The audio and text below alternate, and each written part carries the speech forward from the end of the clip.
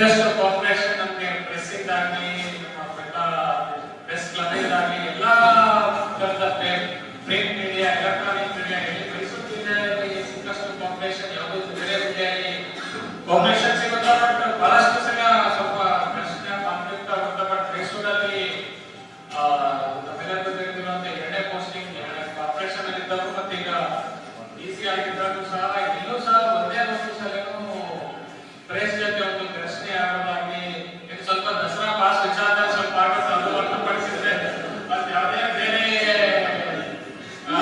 Pass ಮಾಡ್ತೀವಿ ವಾಪಸ್ ಬರ್ತೀವಿ ಅಂತಾರೆ ಸ್ವಲ್ಪ ಮಾಡ್ತೀವಿ ಅಂತ ಕರೀತಾರೆ ಅಂತ ಅದು ಬಿಟ್ಟರೆ ಮತ್ತೆ ಹೊರತು ಬೇರೆ ಆಕ್ಚುಯಲ್ ವಿಚಾರದಲ್ಲಿ ಕನ್ಸ್ಟ್ರಕ್ಟಿವ್ ಫೀಡ್ಬ್ಯಾಕ್ ಕೊಡ್ತಾರೆ ಪ್ರೆಸ್. ಇದು ಸ್ವಲ್ಪ ಫೀಲ್ಡ್ ಮಟ್ಟದಲ್ಲಿ ಈ ರೀತಿ ನಡೀತಾ ಇದೆ, ಸ್ವಲ್ಪ ಎಚ್ಚೆತ್ತುಕೊಳ್ಳಿ ಅನ್ನೋ ರೀತಿಯಲ್ಲಿ ಮೊದಲೇ ಒಂದು ರೀತಿ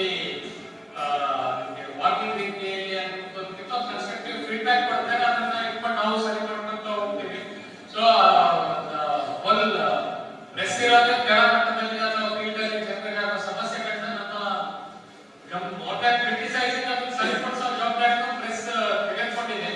ಏನೋ ಫೀಲ್ಡ್ ಮಟ್ಟದಲ್ಲಿ ತಪ್ಪುಗಳಾಗ್ತಾ ಇಲ್ಲ ಅದನ್ನ ಗಮನಕ್ಕೆ ತಂದು ಅದನ್ನ ನಮ್ಮ ಜೊತೆ ಕೈ ಜೋಡಿಸಿ ಅದನ್ನ ಸರಿ ಮಾಡುವ ಒಂದು ಕೆಲಸ ಇಲ್ಲಿ ಮೈಸೂರಿನ ಎಲ್ಲಾ ಪತ್ರಕರ್ತರು ಮಾಡ್ತಾ ಇದ್ದಾರೆ. ಅದು ತಪ್ಪಾಗಿದೆ ಹೇಳೋದಕ್ಕೆ. ಯಾಕಂದ್ರೆ ಕೆಲವೊಂದು ಹಿನ್ನೆಲೆಗಳಲ್ಲಿ ಬಹಳಷ್ಟು ಅಲ್ಲಿ ಪ್ರಾಬ್ಲಮ್ಸ್ ಆಗಿರೋದಕ್ಕಿಂತ ಕ್ರಿಟಿಸಿಸಮ್ ಮಾಡಿದ್ರೆ ಸಾಕು ಜಾಬ್ ಸುಧಾರಿಸಲಿಕ್ಕೆ ಬೇರೆ ಬೇರೆ ಜಿಲ್ಲೆಗಳಲ್ಲಿ ಸ್ವಲ್ಪ ಇತ್ತೀಚೆಗೆ ಬಂದಿರೋ ಕೆಲವೊಂದು